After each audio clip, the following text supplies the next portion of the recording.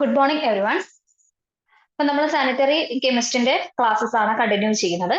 നമ്മൾ ഇന്നത്തെ ക്ലാസ്സസോട് കൂടി കെമിസ്ട്രി ഓഫ് വാട്ടർ എന്ന രണ്ടാമത്തെ മൊഡ്യൂൾ തീരുകയാണ്. അപ്പൊ നമുക്കിനി അതിൽ ബാക്കി ഉണ്ടായിരുന്നത് വാട്ടർ ക്വാളിറ്റി മാത്രമാണ്. അപ്പൊ നമ്മൾ കഴിഞ്ഞ ക്ലാസ്സിൽ വാട്ടർ അനാലിസിസ് ആണ് നോക്കിയത്. അപ്പൊ എന്താണ് വാട്ടർ അനാലിസിസ്, അതിന്റെ നീഡ്, അതൊക്കെ നമ്മൾ ഡിസ്കസ് ചെയ്തിട്ടുണ്ടായിരുന്നു. ഇന്ന് നമ്മൾ നോക്കുന്നത് വാട്ടർ ക്വാളിറ്റിയെ പറ്റിയിട്ടാണ്. അപ്പൊ വാട്ടർ ക്വാളിറ്റി ഡിറ്റർമൈൻ ചെയ്യുന്ന മൂന്ന് പാരാമീറ്റേഴ്സ് അല്ലെങ്കിൽ മൂന്ന് ക്ലാസ്സസ് എന്ന് പറയുന്നത് ഫിസിക്കൽ പാരാമീറ്റർ, കെമിക്കൽ പാരാമീറ്റർ, അതുപോലെ തന്നെ ബയോളജിക്കൽ പാരാമീറ്റർ. ഈ മൂന്ന് സ്റ്റാൻഡേർഡ്സ് ആണ് ഒരു വാട്ടർ ക്വാളിറ്റി സെറ്റിൽ നമ്മൾ അനലൈസ് ചെയ്യേണ്ടത്. ഒരു വാട്ടർ കിട്ടിയാൽ ഫിസിക്കലി അനലൈസ് ചെയ്യണം, കെമിക്കലി അനലൈസ് ചെയ്യണം, അതുപോലെ തന്നെ ബയോളജിക്കലി അനലൈസ് ചെയ്യണം. അപ്പൊ എന്തൊക്കെയാണ് ഫിസിക്കൽ പാരാമീറ്റേഴ്സ് എന്ന് നോക്കാം.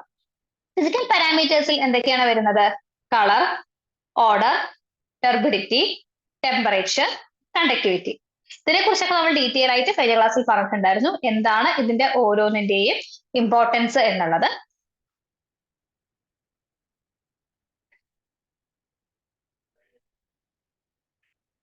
അപ്പൊ കെമിക്കൽ പാരാമീറ്റേഴ്സ് പറഞ്ഞാൽ അതിലുള്ള കെമിക്കൽ പരമായിട്ടുള്ള കാര്യങ്ങൾ, അതായത് P H, acidity, alkalinity, hardness, solids, harmful chemicals, chlorides, sulphates, iron, nitrates, heavy metals, pesticides. ഇതിൽ ചില നമ്മൾ പറഞ്ഞിട്ടുണ്ടായിരുന്നു, ഒരു ബ്ലൂ ബേബി സിൻഡ്രോം അല്ല, അതല്ല ഈ നൈട്രേറ്റിന്റെ പ്രസൻസ് കൊണ്ട് വരുന്നതാണ് ബ്ലൂ ബേബി സിൻഡ്രോം.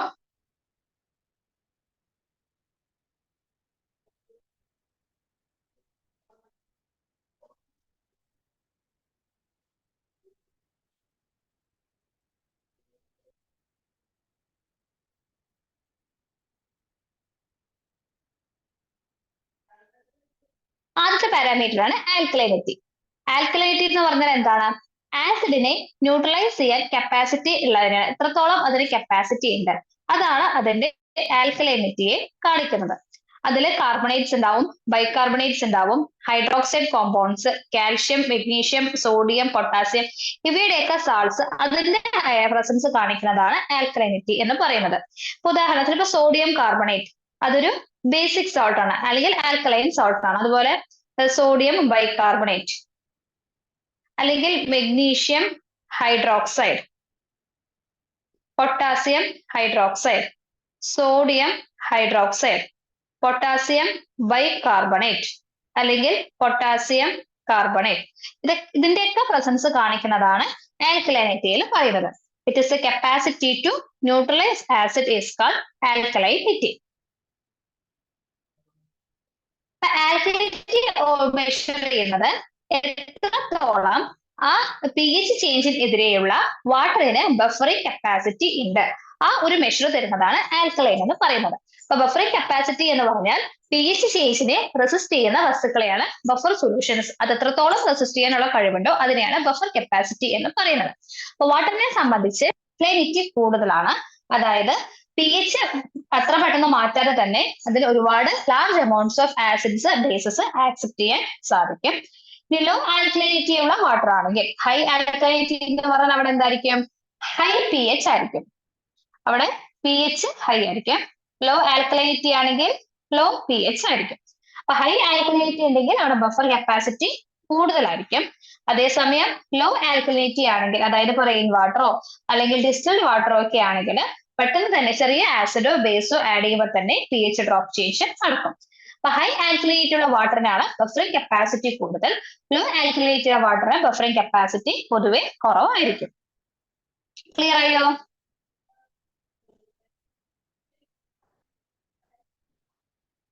ഇപ്പൊ നാച്ചുറൽ വാട്ടറിനെ സംബന്ധിച്ച് ആൽക്കലൈനിറ്റി പ്രൊവൈഡ് ചെയ്യുന്നത് കാർബണേറ്റ് അല്ലെങ്കിൽ ബൈകാർബണേറ്റ് ബഫറിംഗ് സിസ്റ്റത്തിലേക്കാണ്. കാർബണേറ്റ് എന്ന് പറയുമ്പോൾ CO3 2-, ബൈകാർബണേറ്റ് എന്ന് പറയുമ്പോൾ HCO3-. ഇതിന്റെ ഒരു ബഫറിംഗ് സിസ്റ്റത്തിലേക്കാണ് നമ്മൾ ആൽക്കലൈനിറ്റിയെ കുറിച്ച് ഡിസ്ക്രൈബ് ചെയ്യുമ്പോൾ പറയുന്നത്.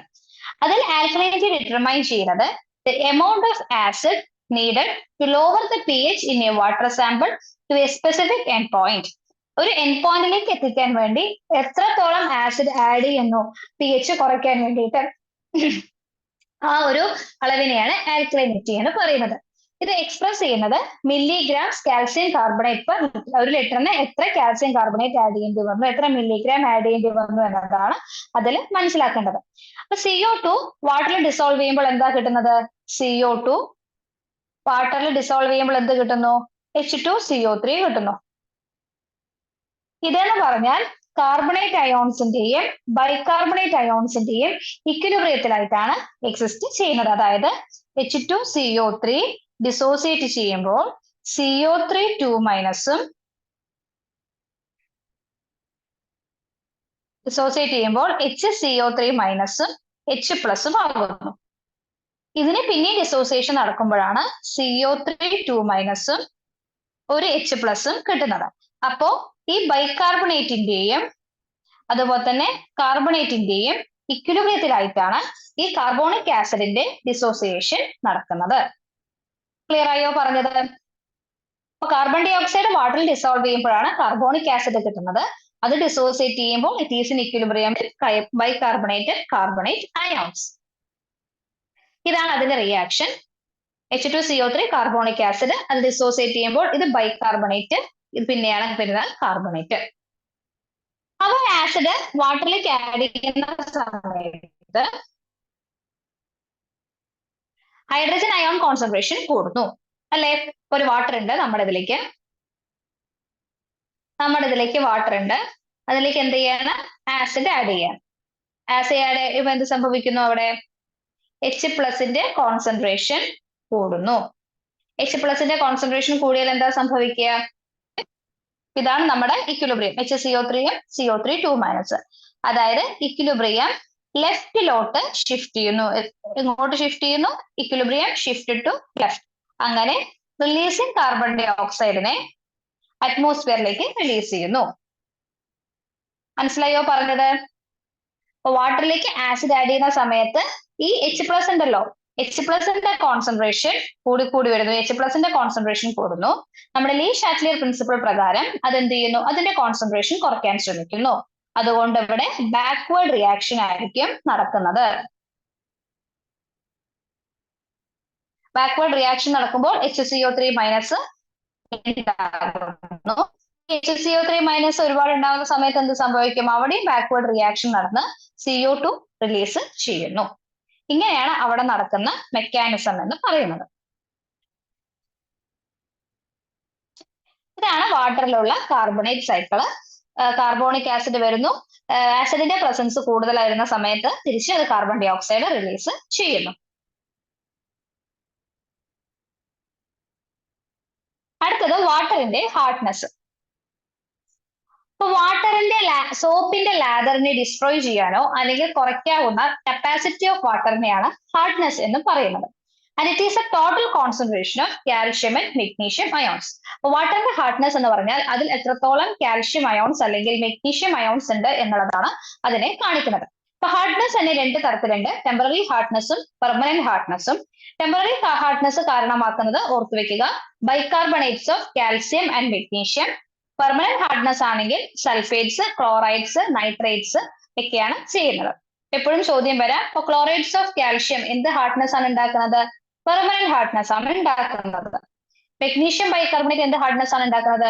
ടെമ്പററി ഹാർഡ്നെസ് ആണ് ഉണ്ടാക്കുന്നത്. അപ്പൊ സൾഫേറ്റ്സ്, ക്ലോറൈഡ്സ്, നൈട്രേറ്റ്സ് എല്ലാം പെർമനന്റും ബൈകാർബണേറ്റ്സ് ടെമ്പററിയുമാണ്. പ്രധാനമായിട്ടും കാൽഷ്യത്തിന്റെയും മെഗ്നീഷ്യത്തിന്റെയും സാൾട്സ് ആണ് വരുന്നത്. ഇതിന്റെ ഇമ്പാക്ട് എന്ന് പറഞ്ഞാൽ വാട്ടർ സപ്ലൈയിൽ വരുന്ന പ്രശ്നങ്ങളാണ്, ഇൻഫ്രാസ്ട്രക്ഷൻസ് ആണ് അതിൽ വരുന്ന ഏറ്റവും വലിയ പ്രോബ്ലം എന്ന് പറയുന്നത്.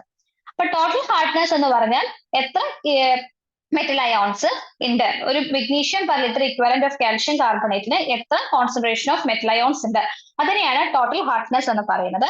അപ്പൊ ഹാർഡ്നെസ്സിന് കാരണമാക്കുന്ന രണ്ട് അയോൺസ് ഏതൊക്കെയാണ്? കാൽഷ്യവും മെഗ്നീഷ്യവുമാണ് പ്രൈമറിലി ചെയ്യുന്നത്.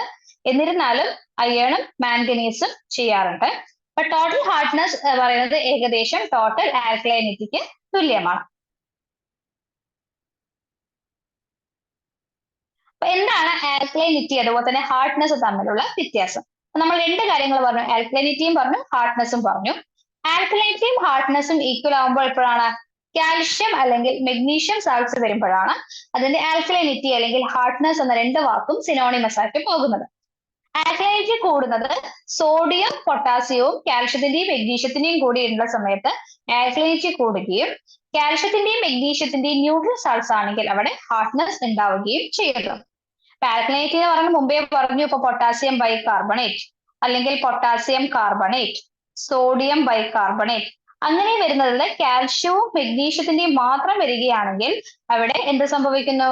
ആൽക്കലൈനിറ്റിയും ഹാർഡ്നെസ്സും ഈക്വൽ ആയിട്ട് മാറുന്നു. ഇനി ഇതിനോടൊപ്പം തന്നെ ഈ സോഡിയം ബൈകാർബണേറ്റ് ഒക്കെ വരികയാണെങ്കിൽ, സോഡിയം അല്ലെങ്കിൽ പൊട്ടാസ്യം കാർബണേറ്റ് ഒക്കെ വരികയാണെങ്കിൽ അവിടെ എന്ത് സംഭവിക്കുന്നു? ആൽക്കലൈനിറ്റി കൂടുന്നു. അതേസമയം ന്യൂട്രൽ സാൾട്സ് വരികയാണെങ്കിൽ അവിടെ ഹാർഡ്നെസ് ആണ് കൂടുന്നത്. ക്ലിയർ ആയോ?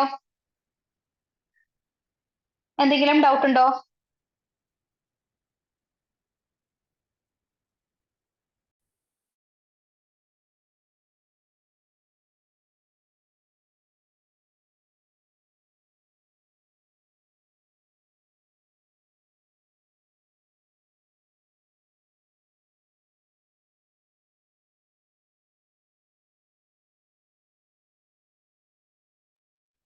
ഇനി വാട്ടറിൽ വരുന്ന കോമൺ പ്രോബ്ലംസ് ആണ് നമ്മൾ നോക്കുന്നത്. വാട്ടർ ബ്ലാക്ക് ആയിട്ട് മാറുകയാണ് അല്ലെങ്കിൽ നല്ല സ്മെൽ ഉണ്ടെന്നുണ്ടെങ്കിൽ അതിന് കാരണം എന്തായിരിക്കും? അതൊരു വേസ്റ്റ് വാട്ടർ ആയിരിക്കും. അതായത് ഡ്രെയിനേജസിൽ നിന്നോ അല്ലെങ്കിൽ വേസ്റ്റ് വാട്ടർ ആയിട്ട് വരുന്ന വാട്ടറിനാണ് ഈ ബ്ലാക്ക് ആയിട്ടുള്ള കളറും നല്ല ഫൗൾ സ്മെല്ലും വരുന്നത്. വാട്ടറിൽ അസിഡിക് ടേസ്റ്റ് വരുന്നുണ്ടെങ്കിൽ ഇറ്റ് ഇൻഡിക്കേറ്റ്സ് ലോ pH. അതുപോലെ വാട്ടറിൽ ആൽക്കലൈൻ ടേസ്റ്റ് വരികയാണെങ്കിൽ ഇറ്റ് ഇൻഡിക്കേറ്റ്സ് ഹൈ pH. ഇനി ബോയിൽഡ് റൈസ് ഹാർഡ് ആയിട്ടും യെല്ലോ ആയിട്ടുമാണ് കാണപ്പെടുന്നതെങ്കിൽ ആ വാട്ടറിൽ ആൽക്കലൈനിറ്റി കൂടുതലാണ്. ഹൈ ആൽക്കലൈനിറ്റി എന്ന് പറഞ്ഞാൽ pH കൂടുതലായിരിക്കോ കുറവായിരിക്കോ? ഹൈ ആൽക്കലൈനിറ്റി എന്ന് പറഞ്ഞാൽ ലോ pH ഹൈ pH നെയാണ് ഇൻഡിക്കേറ്റ് ചെയ്യുന്നത്. ഹൈ pH നെയാണ് ഇൻഡിക്കേറ്റ് ചെയ്യുന്നത്. ഇനി നമ്മൾ ബോയിൽ ചെയ്യുന്ന സമയത്ത് വൈറ്റ് ഡെപ്പോസിറ്റ്സ് വരികയാണ്, പാത്രങ്ങളുടെ സൈഡിലൊക്കെ പറ്റിപ്പിടിക്കുകയാണെങ്കിൽ ഇറ്റ് ഇൻഡിക്കേറ്റ്സ് ഹാർഡ്നെസ്. ക്ലിയർ ആയോ? അപ്പൊ നമുക്ക് വാട്ടറിന്റെ ഫിസിക്കൽ അപ്പിയറൻസ് വഴി തന്നെ അത് നല്ലതാണോ, അതിലെ പ്രശ്നം എന്താണ് എന്ന് നമുക്ക് പ്രഡിക്ട് ചെയ്യാൻ സാധിക്കും. അതുപോലെ ഇനി അയൺ ടേസ്റ്റ് വരികയാണ് അല്ലെങ്കിൽ അറ്റ്മോസ്ഫിയറിൽ വെക്കുന്ന സമയത്ത് കളർ ചേഞ്ച് വരുന്നു, നമ്മുടെ തുണികളിലും പാത്രങ്ങളിലെല്ലാം ഒരു മഞ്ഞ കറ പറ്റിപ്പിടിക്കുന്നുണ്ട്, അല്ലെങ്കിൽ വാട്ടർ ബോഡിയിലെ മേലെയുള്ള ഒരു ഓയിലി അപ്പിയറൻസ് കാണുകയാണെങ്കിൽ it is due to the presence of iron. അയണിന്റെ പ്രസൻസ് ആണ് അതിന് കാരണം. ഇനി സോപ്പ് ലാദർ ചെയ്യുന്നില്ല എന്നുണ്ടെങ്കിൽ എന്തായിരിക്കും പ്രശ്നം? നമ്മൾ മുമ്പ് പറഞ്ഞ പോലെ തന്നെ ഹാർഡ്നെസ്. അതിന് രണ്ട് തരത്തിലുണ്ട്, ടെമ്പററി ഉണ്ട്, പെർമനന്റ് ഹാർഡ്നെസ്സും ഉണ്ട്. ഇനി നമ്മുടെ പല്ലിലൊക്കെ ബ്രൗണിഷ് ബ്ലാക്ക് സ്ട്രീക്സ് വരികയാണെങ്കിൽ, കോഡുകൾ വരികയാണെങ്കിൽ it is due to the presence of fluoride. അതുപോലെ ആൽഗെ ഗ്രോത്ത് വരികയാണെങ്കിൽ അവിടെ വാട്ടർ ബോഡീസിൽ ഓർഗാനിക് ഫെർട്ടിലൈസേഴ്സിന്റെ അളവ് കൂടുതലായിരിക്കും, അത് it is due to nitrate and phosphate. അപ്പൊ നമുക്ക് എന്തൊരു ഒരു പ്രോബ്ലം കിട്ടിയാലും അതിന്റെ റീസൺ എന്താണെന്ന് അറിയാൻ സാധിക്കണം, എന്നാൽ മാത്രമേ നമുക്ക് അതിനെതിരെ കറക്റ്റ് ആയിട്ട് പറയാൻ പറ്റുള്ളൂ.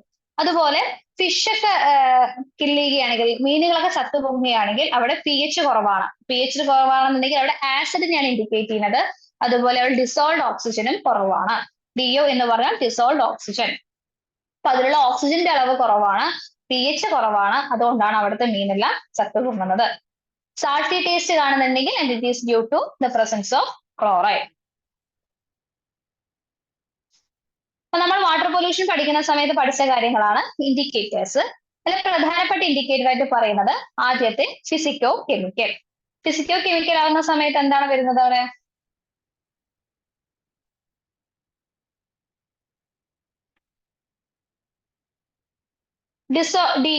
DO എന്ന് പറഞ്ഞാൽ എന്താണ്? Dissolved oxygen. DO എന്ന് പറഞ്ഞാൽ ഡിസോൾഡ് ഓക്സിജൻ. BOD എന്ന് പറഞ്ഞാൽ bio chemical oxygen demand. COD എന്ന് പറഞ്ഞാൽ കെമിക്കൽ ഓക്സിജൻ ഡിമാൻഡ്. അത് മെഷർ ചെയ്താൽ നമുക്ക് അത്രയും അറിയാൻ പറ്റും എത്രത്തോളം വാട്ടർ പൊല്യൂട്ടഡ് ആണ് എന്നുള്ളത്. അതുപോലെ നൈട്രോജീനിയസ് BOD ഇതെല്ലാം നമുക്ക് കറക്റ്റ് ആയിട്ട് ചെയ്യാൻ പറ്റും. ബാക്ടീരിയൽ ഇത് നോക്കാം. കോളിഫോംസ്, ഫീക്കൽ കോളിഫോംസ് ഒക്കെ ഉണ്ടെങ്കിൽ ആ വാട്ടർ പൊല്യൂട്ടഡ് ആണ് എന്നുള്ളതാണ് അർത്ഥം. ആദ്യത്തെ ഡിസോൾഡ് ഓക്സിജൻ. ഇപ്പൊ ഓക്സിജൻ എന്ന് പറഞ്ഞാൽ വാട്ടറിൽ തന്നെ സോളുബിലിറ്റി കുറവായിട്ടുള്ള ഒരു ഗ്യാസ് ആണ്. പക്ഷെ അക്വാറ്റിക് ലൈഫ് സർവൈവ് ചെയ്യണമെങ്കിൽ ഈ ഓക്സിജന്റെ ആവശ്യം വളരെ അത്യാവശ്യമാണ്. അപ്പൊ ഫ്രീ ഡിസോൾഡ് ഓക്സിജൻ ഇല്ലെങ്കിൽ സ്ട്രീംസിലും ലേക്സിലും എല്ലാം അക്വാറ്റിക് ലൈഫ് ഇമ്പോസിബിൾ ആവും. അങ്ങനെ വരുന്ന സമയത്ത് അവിടെ ജീവിക്കുന്ന ഫിഷസിനാണെങ്കിലും ഇൻവെർട്ടിബ്രേറ്റ്സിനാണെങ്കിലും അത് അൺഹാബിറ്റബിൾ ആയിട്ട് മാറും. അപ്പൊ ടെമ്പറേച്ചർ കൂടുന്നതിനനുസരിച്ച് ഡിസോൾഡ് ഓക്സിജൻ കുറഞ്ഞാണ് വരുന്നത്. അതായത് ചൂട് കൂടുന്ന സമയത്ത് ഓക്സിജൻ ഡിസോൾവ് ചെയ്യുന്നതിന്റെ അളവ് കുറഞ്ഞു വരുന്നു. അതുകൊണ്ടാണ് കോൾഡ് വാട്ടറിലായിരിക്കും അക്വാറ്റിക് ഓർഗാനിസംസ് ഹോട്ട് വാട്ടറിനേക്കാളും കംഫർട്ടബിൾ ആയിട്ട് ഉണ്ടാകുന്നത്. അതിന്റെ അർത്ഥം ടെമ്പറേച്ചർ കുറയുന്ന സമയത്ത്, അപ്പൊ കോൾഡ് വാട്ടർ ആകുമ്പോൾ ടെമ്പറേച്ചർ കുറവാണ്, അപ്പോൾ ഡിസോൾവ് ഓക്സിജൻ കൂടും, അപ്പോൾ അതിന് കുറച്ചും കൂടി സർവൈവ് ചെയ്യാനുള്ള കപ്പാസിറ്റിയും കൂടുതലായിരിക്കും. ഇപ്പൊ 0°C ഏറ്റവും കൂടുതൽ നന്നായിട്ട് ഓക്സിജൻ വാട്ടറിൽ ഡിസോൾവ് ചെയ്യുന്നത്. അത് ഏകദേശം 1 ലിറ്ററിൽ 14.6 മില്ലിഗ്രാം എന്ന നിരക്കിലാണ് അത് ഡിസോൾവ് ചെയ്യുന്നത്. ഇന്ന് ടെമ്പറേച്ചർ കൂടുന്നതിനനുസരിച്ച് അതിന്റെ ഓക്സിജൻ ഡിസോൾവ് ചെയ്യുന്നതിന്റെ അളവ് കുറയുകയും അതിന്റെ ലൈഫ് ബുദ്ധിമുട്ടാവുകയും ചെയ്യുന്നു. അപ്പൊ വാട്ടറിൽ എത്രത്തോളം ഓക്സിജൻ ഉണ്ട് എന്ന് കണ്ടുപിടിക്കാൻ ഉപയോഗിക്കുന്ന ടെസ്റ്റ് ആണ് വിങ്ക്ലർ ടെസ്റ്റ്. എക്സാംസിന് ചോദിക്കാം വിങ്ക്ലർ ടെസ്റ്റ് എന്തുമായി ബന്ധപ്പെട്ടിരിക്കുന്നു? It is related to the amount of dissolve oxygen in water. ഇനി BOD. BOD എന്ന് പറഞ്ഞാൽ എന്താണ്? It is the amount of oxygen required by bacteria and other micro organisms in stabilising decomposable organic matter. അതിലുള്ള organic മാറ്ററിനെ decompose ചെയ്യാൻ എത്രത്തോളം അതിലത്തെ bacteria അല്ലെങ്കിൽ മൈക്രോ ഓർഗാനിസംസ് ഓക്സിജൻ എടുത്തിട്ടുണ്ട്, അതിനെയാണ് ബയോ കെമിക്കൽ ഓക്സിജൻ ഡിമാൻഡ് എന്ന് പറയുന്നത്. അപ്പൊ അങ്ങനെ എടുക്കുന്ന അളവ്, ആ ഓക്സിജന്റെ അളവ് കുറവാണ് എന്നുണ്ടെങ്കിൽ അതിലുള്ള ഓർഗാനിക് മാറ്റർ കുറവാണ്, അപ്പോൾ അതിന്റെ പൊല്യൂഷൻ കുറവാണ്. ഇപ്പൊ BOD കുറവാണെന്നുണ്ടെങ്കിൽ പൊല്യൂഷനും കുറവാണ്. ഇപ്പൊ BOD കുറവാണെന്നുണ്ടെങ്കിൽ എന്താണ് ഇൻഡിക്കേറ്റ് ചെയ്യുന്നത്? അത് ക്ലീൻ വാട്ടർ ആണ്, അല്ലെങ്കിൽ ടോക്സിക് അല്ലെങ്കിൽ നോൺ ഡീഗ്രേഡബിൾ പൊല്യൂട്ടന്റെ അളവ് കുറവാണ് എന്നുള്ളതാണ് ഇൻഡിക്കേറ്റ് ചെയ്യുന്നത്. നമുക്ക് BOD ടെസ്റ്റ് ഉണ്ട്. 5 ദിവസമാണ് BOD ടെസ്റ്റ് ഉണ്ടാവുന്നത്. ആദ്യം വാട്ടർ അല്ലെങ്കിൽ എഫ്ലുവൻറ്റ് സാമ്പിൾസിനെ 2 സ്റ്റാൻഡേർഡ് ബോട്ടിൽസിൽ വെക്കുക. ഒരു 60 ml-ന്റെയും 300 ml-ന്റെയും 2 സാമ്പിൾ ബോട്ടിൽസിൽ വെക്കുക. അതിൽ ഒരു sample initial dissolved oxygen concentration measure ചെയ്യാൻ വേണ്ടിയിട്ട് പെട്ടെന്ന് തന്നെ അനലൈസ് ചെയ്യണം. കാരണം തുടക്കത്തിൽ എത്രയുണ്ട് എന്നത് മെഷർ ചെയ്യാൻ അപ്പോൾ തന്നെ ഇമ്മീഡിയറ്റ് ആയിട്ട് യൂസ് ചെയ്യണം. രണ്ടാമത്തെ BOD ബോട്ടിൽ സീൽ ചെയ്തിട്ട് 20°C വേണം സ്റ്റോർ ചെയ്യാൻ. 2 സാമ്പിൾസും ഡാർക്കിൽ വേണം സ്റ്റോർ ചെയ്യാൻ, അല്ലെങ്കിൽ ഫോട്ടോസിന്തറ്റിക് ഓക്സിജൻ ജനറേഷൻ അവിടെ ഉണ്ടാവും. അങ്ങനെ 5 ദിവസത്തിന് ശേഷം 2 ബോട്ടിലുള്ള ഓക്സിജൻ ഡിസോൾവ് ചെയ്തത് മെഷർ ചെയ്യുക. അപ്പോൾ നമുക്ക് അതിൽ എത്ര ഡിസോൾവ് ഓക്സിജൻ ഉണ്ട് അല്ലെങ്കിൽ BOD ഉണ്ട് എന്ന് കിട്ടും. അത് ഫൈനൽ മൈനസ് ഇനീഷ്യൽ ചെയ്താൽ മതി. ഇതിലൊരു പ്രശ്നം എന്താ വെച്ചാൽ ഇത് നടത്തണമെങ്കിൽ 5 ദിവസം ആവശ്യമാണ്. 5 ദിവസം ഉണ്ടെങ്കിൽ മാത്രമേ നമുക്ക് അതിന്റെ റിസൾട്ട് കിട്ടുകയുള്ളൂ. ചെയ്യുന്ന പ്രൊസീജിയർ മനസ്സിലായോ?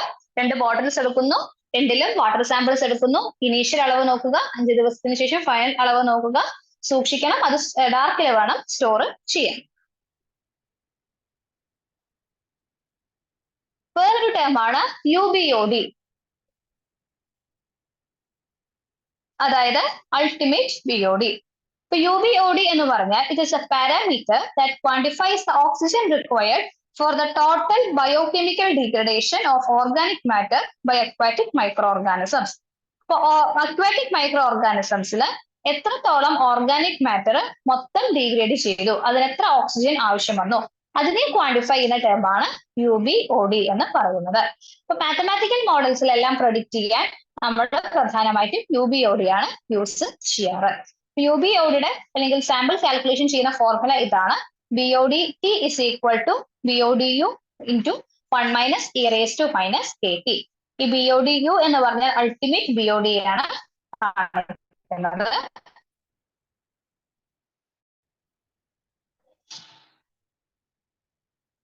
അപ്പൊ അത് വെച്ച് നമുക്ക് ഈ ഒരു പ്രോബ്ലം സോൾവ് ചെയ്യാൻ പറ്റും. നിങ്ങൾ എല്ലാവരും ഈ പ്രോബ്ലം സോൾവ് ചെയ്തതിനു ശേഷം ഗ്രൂപ്പിൽ ആൻസർ പോസ്റ്റ് ചെയ്യുക.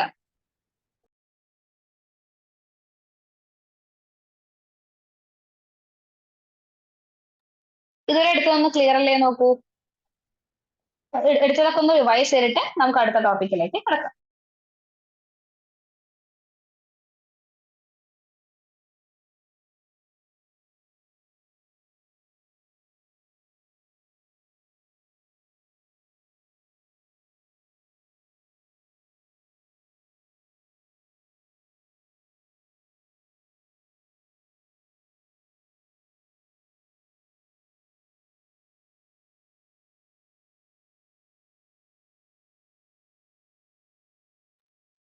അപ്പൊ ഇത്ര നേരം നമ്മൾ പഠിച്ച ടേംസിൽ എന്തൊക്കെയാണ് വ്യത്യാസം? BOD, COD, TOC ഇതൊക്കെ എന്താണ്? എന്തിനാണ് നമ്മൾ അതൊക്കെ മെഷർ ചെയ്യുന്നത്? ഏകദേശം എല്ലാ വേസ്റ്റ് വാട്ടർ ട്രീറ്റ്മെന്റ് പ്ലാന്റ്സിലും നമ്മൾ ഇത് മെഷർ ചെയ്യണം. എന്നാലേ ഇത് എത്രത്തോളം പൊല്യൂട്ടഡ് ആണ്, അതിൽ എത്രത്തോളം ക്ലീൻലിനെസ് ഉണ്ട് എന്നെല്ലാം അറിയാൻ സാധിക്കുള്ളൂ. അതില് സിഒയുടെ അളവായിരിക്കും എപ്പോഴും കൂടുതൽ, അതൊന്ന് ഓർത്തു വെക്കുക. അത് TOCയെക്കാളും കൂടുതലായിരിക്കും, പിന്നെ BOD, അങ്ങനെയാണ് പോകുന്നത്. ഏറ്റവും കൂടുതൽ വാല്യൂ വരുന്നത് COD ആയിരിക്കും. COD എന്ന് പറഞ്ഞാൽ എന്താണ്? It is the chemical oxygen demand. അതായത് ആ വാർഡിലുള്ള കെമിക്കൽസ് ഓക്സിഡൈസ് ചെയ്യുന്നതിന്റെ ടോട്ടൽ മെഷർമെന്റ് ആണ് COD എന്ന് പറയുന്നത്. ഇപ്പൊ TOC എന്ന ടേം നമ്മൾ ആദ്യമായിട്ട് കേൾക്കുകയാണ്. It is a total organic carbon. അതിൽ എത്ര ഓർഗാനിക് കാർബൺ ഉണ്ട് അതിന്റെ മെഷർമെന്റിനെയാണ് TOC എന്ന് പറയുന്നത്. COD എന്ന് പറഞ്ഞാൽ വാട്ടറിലുള്ള കെമിക്കൽസിനെയാണ്. BOD എന്ന് പറഞ്ഞാൽ ബയോകെമിക്കൽ ഓക്സിജൻ ഡിമാൻഡ്. മുമ്പ് പറഞ്ഞ പോലെ തന്നെ എത്ര ഓക്സിജൻ ഉപയോഗിച്ചിട്ടാണ് അത് ഓർഗാനിക് മാറ്റർ ഡീകമ്പോസ് ചെയ്തത് എന്നതാണ് BODയിൽ കാണിക്കുന്നത്.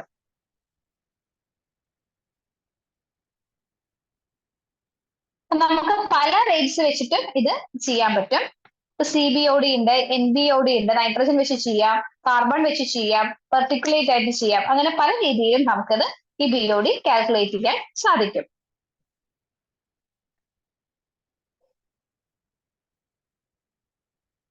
COD എന്ന് പറഞ്ഞാൽ എന്താണ്? It's a chemical oxygen demand. വാട്ടറിലുള്ള കെമിക്കൽസ് ഓക്സിഡൈസ് ചെയ്യാൻ വേണ്ടി എത്ര ഓക്സിജൻ ഉപയോഗിച്ചു എന്നതാണ് പറയുന്നത്. ഒരു വാട്ടർ ക്വാളിറ്റിയുടെ ജനറൽ ഇൻഡിക്കേറ്റർ ആയിട്ടാണ് COD യൂസ് ചെയ്യുന്നത്. ഒരു വാട്ടർ ക്വാളിറ്റി മാനേജ്മെന്റ് പ്രോഗ്രാംസിൽ COD എന്തായാലും മെഷർ ചെയ്യണം. COD ഇല്ലാതെ നമുക്ക് വാട്ടർ ക്വാളിറ്റി ഡിഫൈൻ ചെയ്യാൻ സാധിക്കില്ല. COD തന്നെ നമുക്ക് BODയും യൂസ് ചെയ്യാം. CODയും BODയും തമ്മിലുള്ള റിലേഷൻ വളരെ കൂടുതലാണ്. പക്ഷെ BODയെക്കാളും COD ആണ് കുറച്ചും കൂടെ അക്യുറേറ്റ് ആയിട്ട് നമ്മൾ ഉപയോഗിക്കുന്ന ടെസ്റ്റ്. CODയും BODയും തമ്മിൽ എന്താണ് ബന്ധം? COD എന്ന് പറഞ്ഞാൽ കെമിക്കൽസ് ഓക്സിഡൈസ് ചെയ്യുമ്പോൾ എടുക്കുന്ന ഓക്സിജൻ. BOD എന്ന് പറഞ്ഞാൽ ഓർഗാനിക് മാറ്റേഴ്സ് ഡീകമ്പോസ് ചെയ്യാൻ ഉപയോഗിക്കുന്ന ഓക്സിജൻ. അപ്പൊ BOD by COD is to COD ratio എപ്പോഴും BODയെക്കാളും കൂടുതലായിരിക്കും. അതായത് BODയുടെ വാല്യൂ ബൈ COD, അതിന്റെ ഈസ് ടു CODയുടെ വാല്യൂ BODയെക്കാളും കൂടുതലായിരിക്കും. അതായത് മാക്സിമം ഏകദേശം മീഡിയം സ്കെയിൽ ഇൻഡസ്ട്രീസിൽ 4 ടൈംസ് ആയിരിക്കും. പക്ഷെ ഓരോ industrial process nature of raw materials use ചെയ്യുന്നതനുസരിച്ച് അത് മാറും. മനസ്സിലായോ?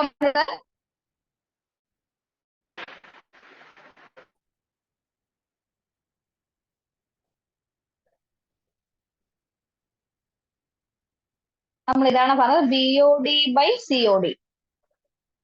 ആ value is to COD value അത് എപ്പോഴായിരിക്കും? 4:1 എന്ന റേഷ്യോയിലായിരിക്കും. ഇതാണ് ഒരു ഇൻഡസ്ട്രിയൽ പ്രോസസ്സിന് വരുന്ന റേഷ്യോ എന്ന് പറയുന്നത്. ഓരോ ഇൻഡസ്ട്രിയൽ പ്രോസസ്സിനും അതിനനുസരിച്ചായിരിക്കും വ്യത്യാസം വരുന്നത്. മനസ്സിലായോ?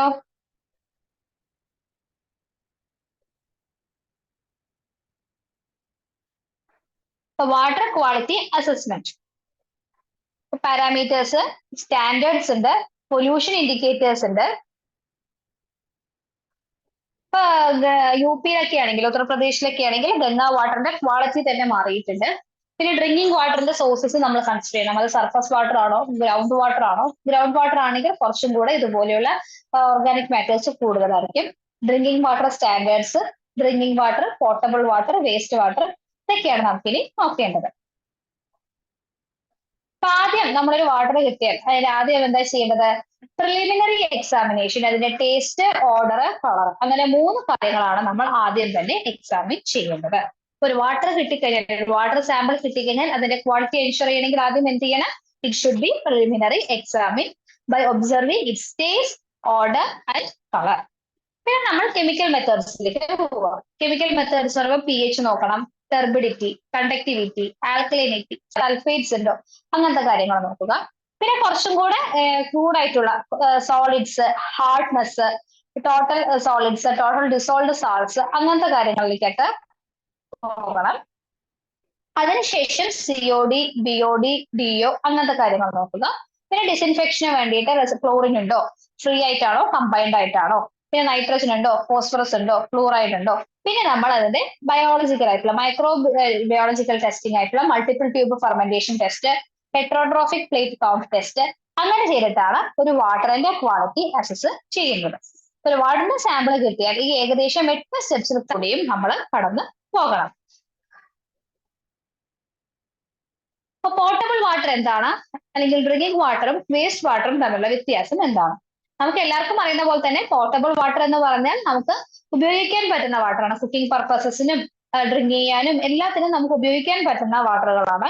അതേസമയം വേസ്റ്റ് വാട്ടർ എന്ന് പറഞ്ഞാൽ റെസിഡൻഷ്യൽ, കൊമേഴ്ഷ്യൽ, ഇൻഡസ്ട്രിയൽ പർപ്പസസ് കഴിഞ്ഞിട്ടുള്ള വാട്ടറാണ്. അതിൽ ഇഷ്ടംപോലെ വേസ്റ്റ്സ് ഉണ്ടാവും. അതിന്റെ അപ്പിയറൻസ് തന്നെ ഒരു ഗ്രേയിഷ് അപ്പിയറൻസ് ആയിരിക്കും, കാരണം അതിൽ ഒരുപാട് കണ്ടാമിനേഷൻ ഉണ്ടാവും. ലാർജ് ഇൻഡസ്ട്രീസിലും നമ്മുടെ സാധാരണ വീടുകളിൽ നിന്നും പോലും ഇങ്ങനത്തെ വേസ്റ്റ് വാട്ടർ ജനറേറ്റ് ചെയ്യുന്നുണ്ട്. ഇതിൽ നിന്നും പൊല്യൂട്ടൻസിനെ റിമൂവ് ചെയ്യാൻ വേണ്ടിയിട്ടാണ് നമ്മൾ വേസ്റ്റ് വാട്ടർ ട്രീറ്റ്മെന്റ് പ്രോസസ്സ് ചെയ്യുന്നത്. അത് നമ്മൾ മുന്നത്തെ ക്ലാസ്സിൽ പറഞ്ഞിട്ടുണ്ടായിരുന്നു. അപ്പൊ വാട്ടറിന്റെ ക്യാരക്ടറിസ്റ്റിക്സ് എന്തൊക്കെയാണ്? സർഫസ് വാട്ടറും ഗ്രൗണ്ട് വാട്ടറും തമ്മിലുള്ള വ്യത്യാസം. ടർബിഡിറ്റി സർഫസ് വാട്ടറിന് കൂടുതലാണ്, ഗ്രൗണ്ട് വാട്ടറിന് കുറവാണ്. മിനറൽസിന്റെ ഡിസോൾഡ് കണ്ടന്റ് സർഫസ് വാട്ടറിൽ കുറവാണ്, ഗ്രൗണ്ട് വാട്ടറിൽ കൂടുതലായിരിക്കും.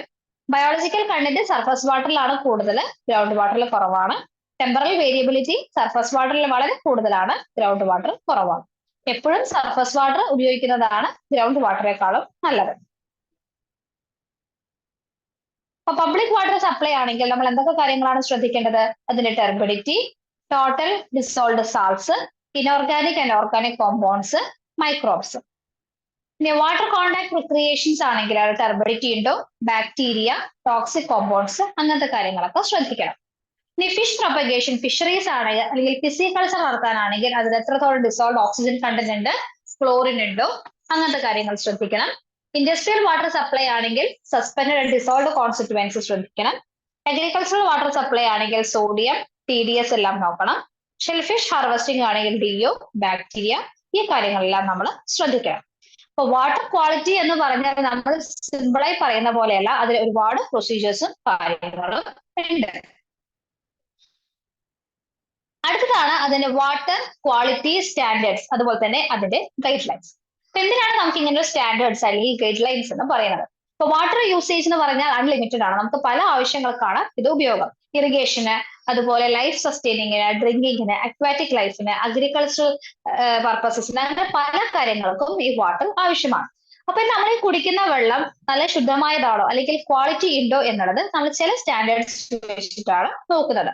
അപ്പൊ ആരാണ് ഈ സ്റ്റാൻഡേർഡ്സും ഗൈഡ് ലൈൻസും ഒക്കെ സെറ്റ് ചെയ്യുന്നത്? By WHO, world health organisation, അല്ലെങ്കിൽ FAO, food and agricultural organisation. ഇവയൊക്കെയാണ് ഇന്റർനാഷണലി ഇതിന് സ്റ്റാൻഡേർഡ്സും ഗൈഡ് ലൈൻസും പ്രൊവൈഡ് ചെയ്യുന്നത്. അല്ല, ഇനി കൺട്രി വൈസ് നോക്കുകയാണെങ്കിൽ നമ്മുടെ ഇന്ത്യയിൽ CPCB, central pollution control board, അവ മെയിൻറ്റെയിൻ ചെയ്യുന്നുണ്ട്. ICMR അത് മെയിൻറ്റെയിൻ ചെയ്യുന്നുണ്ട്.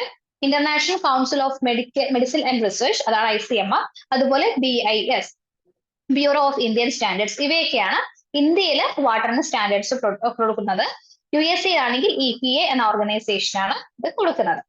അപ്പൊ ഇന്ത്യയിൽ വാട്ടർ സപ്ലൈ സിസ്റ്റം കൂടുതലും സ്റ്റാൻഡേർഡ്സ് ഉപയോഗിച്ചിട്ടാണ് ചെയ്യുന്നത്. നമ്മൾ BIS സ്റ്റാൻഡേർഡ് ഓർത്തു വെക്കുക, 1172 1993 പക്ഷെ 1998 അതൊന്നും കൂടി റീഅഫേം ചെയ്തിട്ടുണ്ട്. അപ്പൊ BIS 1172 is related to water quality.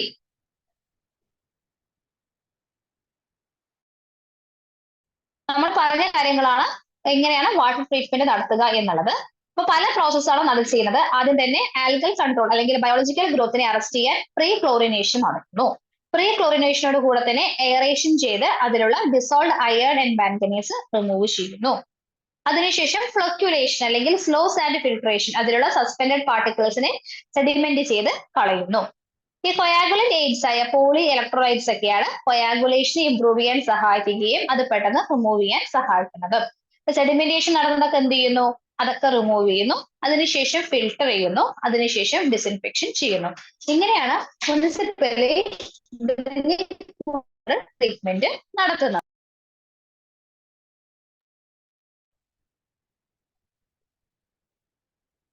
ഇങ്ങനെയാണ് പ്രധാനമായിട്ട് നടത്തുന്നത്. അതായത് പ്രീ സെഡിമെന്റേഷൻ നടത്തുന്നു, കൊയാഗുലന്റ് വെച്ച് മിക്സ് ചെയ്യുന്നു, സെഡിമെന്റ് ചെയ്യുന്നു, ഫിൽട്ടർ ചെയ്യുന്നു, പ്രൈമറി ഡിസിൻഫെക്ഷൻ ചെയ്യുന്നു, സ്റ്റോറേജ് റിസർവോയേഴ്സ്. അങ്ങനെയാണ് നമ്മുടെ വീടുകളിലെല്ലാം മുനിസിപ്പൽ ടാപ്സിൽ കൂടി വരുന്നത്. ഇപ്പൊ ടർബിഡിറ്റിക്ക് യൂണിറ്റ്സ് ഒന്നുമില്ല. നമുക്ക് വാട്ടറിലെ അപ്പിയറൻസ് വഴി നമുക്ക് നോക്കുമ്പോൾ അറിയാം വാട്ടർ ലൈൻസിലെ ഡെപ്പോസിറ്റ്സ് ഉണ്ടോ, പ്രോസസ് എക്യുപ്മെന്റ്സ്, ഇതിലൊക്കെയാണ് പ്രശ്നങ്ങൾ ഉണ്ടാക്കുന്നത്. അത് ടർബിഡിറ്റി കൂടുതലായി വരികയാണെങ്കിൽ കൊയാഗുലേഷനോ സെറ്റിലിങ്ങോ ഫിൽട്രേഷനോ ചെയ്ത് നമുക്ക് റിമൂവ് ചെയ്യാൻ സാധിക്കും. ഹാർഡ്നെസ് എക്സ്പ്രസ് ചെയ്യുന്നത് കാൽഷ്യം കാർബണേറ്റിന്റെ ഇക്വലൻസ് വഴിയാണ്. ഇത് പ്രധാനമായിട്ടും ബോയിലേഴ്സ്, പൈപ്പ് ലൈൻസ്, അതുപോലെ സോപ്സില് അതിലൊക്കെയാണ് ഈ ബുദ്ധിമുട്ടുകൾ ഉണ്ടാക്കുന്നത്. ഇത് റിമൂവ് ചെയ്യാൻ വാട്ടർ സോഫ്റ്റനിങ് മെത്തേഡ്സ് ചെയ്യാം, ഡീമിനറലൈസേഷൻ ചെയ്യാം, ഇന്റേണൽ ബോയിലർ വാട്ടർ ട്രീറ്റ്മെന്റ് ചെയ്യാം, സർഫസ് ആക്റ്റീവ് ഏജന്റ്, സർഫാക്ടൻസ്, ഡിറ്റർജൻസ് ഉപയോഗിക്കാം. ആൽക്കലൈനിറ്റി കോസ് ചെയ്യുന്നത് ബൈകാർബണേറ്റ്, കാർബണേറ്റ്, ഹൈഡ്രോക്സൈഡ് ഒക്കെയാണ്. ഇത് കൂടുതലും പ്രശ്നങ്ങൾ ഉണ്ടാക്കുന്നത് ബോയിലേഴ്സിലും അതുപോലെ തന്നെ ലൈൻസിലും എല്ലാമാണ്. ഇതിനെ റിമൂവ് ചെയ്യണമെങ്കിൽ soda softening, acid treatment, zeolite softening, ഈ മെത്തേഡ്സ് ഒക്കെ യൂസ് ചെയ്യാം. മിനറൽ ആസിഡ് ആണെങ്കിൽ, ഫ്രീ മിനറൽ ആസിഡ് ആണെങ്കിൽ കൊറോഷൻ ആണ് ഉണ്ടാക്കുന്നത്. ആൽക്കലൈൻ വെച്ചിട്ട് നമുക്ക് ന്യൂട്രലൈസ് ചെയ്യാവുന്നതേ ഉള്ളൂ. CO2 ആണെങ്കിലും ഇതുപോലെ കൊറോഷൻ ഉണ്ടാക്കും. അത് എയറേഷനോ ഡീഎയറേഷനോ ചെയ്തിട്ട് നമുക്ക് CO2നെ റിമൂവ് ചെയ്യാൻ സാധിക്കും. അതുപോലെ ഓരോ കാര്യങ്ങൾക്കും നമുക്ക് ഇതുപോലെ റിമൂവ് ചെയ്യാം. ഇപ്പൊ സൾഫേറ്റ് ആണെങ്കിൽ എന്താ ചെയ്യാൻ പറ്റുക, ക്ലോറൈഡ്, നൈട്രേറ്റ്, ഫ്ലൂറൈഡ്, എല്ലാ കാര്യങ്ങൾക്കും നമുക്ക് അതിന്റെ റിമൂവൽ പ്രോസസ്സ് ചെയ്യാൻ സാധിക്കും. അതുപോലെ തന്നെ silica, iron, manganese, aluminium, oxygen, H2S, ammonia, എല്ലാം തന്നെ dissolved solids, suspended solids, total solids എല്ലാം നമുക്ക് ഒരേപോലെ റിമൂവ് ചെയ്യാൻ സാധിക്കും. നമ്മൾ അന്നത്തെ ക്ലാസ് ഒന്നും കൂടി റിവൈസ് ചെയ്യാം. Water quality parameters 3 parameters, physical, chemical, biological. Physically നമ്മൾ colour, odour, turbidity, temperature, conductivity നോക്കുന്നു. Chemically pH, alkalinity, hardness, solids ഇതെല്ലാം നോക്കുന്നു. ആൽക്കലിനിറ്റി എന്താണ്, അതിന്റെ ബഫറിംഗ് കപ്പാസിറ്റി, അതിൽ വരുന്ന ചെറിയ ചെറിയ കാര്യങ്ങൾ ഒന്ന് ഓർത്ത് വെക്കുക. ഹാർഡ്നെസ്സിനെ കുറിച്ച് നമ്മൾ ഡീറ്റെയിൽ ആയിട്ട് പഠിച്ചിട്ടുണ്ടായിരുന്നു. പിന്നെ എപ്പോഴാണ് ആൽക്കലിനിറ്റിയും ഹാർഡ്നെസ്സും ഈക്വൽ ആവുന്നത്. അപ്പൊ നമുക്ക് ഒരു വാട്ടറിന്റെ അപ്പിയറൻസ് കാണുമ്പോൾ തന്നെ എന്താണ് കാരണം എന്ന് അറിയാൻ സാധിക്കണം. വാട്ടർ പൊല്യൂഷന്റെ ഇൻഡിക്കേറ്റേഴ്സ്, DO ചെയ്യുന്ന ടെസ്റ്റിന്റെ പേര് ഡിക്ലർ ടെസ്റ്റ്, BOD വളരെ ഇമ്പോർട്ടന്റ് ആണ്. BOD, COD അവ തമ്മിലുള്ള റേഷ്യോന്റെ വാല്യൂ അതൊക്കെ പ്രധാനമായിട്ടും ഒന്ന് നോട്ട് ചെയ്ത് വെക്കുക. അതുപോലെ തന്നെ TOC, ടോട്ടൽ ഓർഗാനിക് കാർബൺ. പിന്നെ വാട്ടർ ക്വാളിറ്റി അസസ് ചെയ്യുന്ന കാര്യങ്ങൾ എന്തൊക്കെയാണ് പ്രിലിമിനറി എക്സാമിൻ ചെയ്യേണ്ടത്, എങ്ങനെയാണ് ഡ്രിങ്കിങ് വാട്ടറും വേസ്റ്റ് വാട്ടറും തമ്മിലുള്ള വ്യത്യാസങ്ങൾ, ഓരോന്നിന്റെയും parameters, guide lines, standards, drinking water treatment. അപ്പൊ ഇത്രയും കാര്യങ്ങളാണ് നമ്മൾ ഇന്നത്തെ ക്ലാസ്സിൽ നോക്കിയത്. ഇതോടുകൂടി നമ്മുടെ കെമിസ്ട്രി ഓഫ് വാട്ടർ എന്ന സാനിറ്ററി കെമിസ്ട്രിന്റെ 2ാമത്തെ മൊഡ്യൂള് തീരുകയാണ്. ഏകദേശം 6 പാർട്ടായിട്ടാണ് നമ്മൾ ഈ ഒരു മൊഡ്യൂൾ മൊത്തം ഫിനിഷ് ചെയ്തിട്ടുള്ളത്. ഇപ്പൊ ചില ഭാഗങ്ങൾ വളരെ എളുപ്പമാണ്, നമുക്ക് വാട്ടറിനെ കുറിച്ച് അറിയാത്ത കാര്യങ്ങളൊന്നുമല്ല. എന്നിരുന്നാലും കുറച്ചും കൂടെ സ്ട്രെസ് ചെയ്ത് വളരെ നന്നായി പഠിക്കുക. അപ്പൊ നമുക്കിനി അടുത്ത ക്ലാസ്സിൽ കാണാം. Thank you.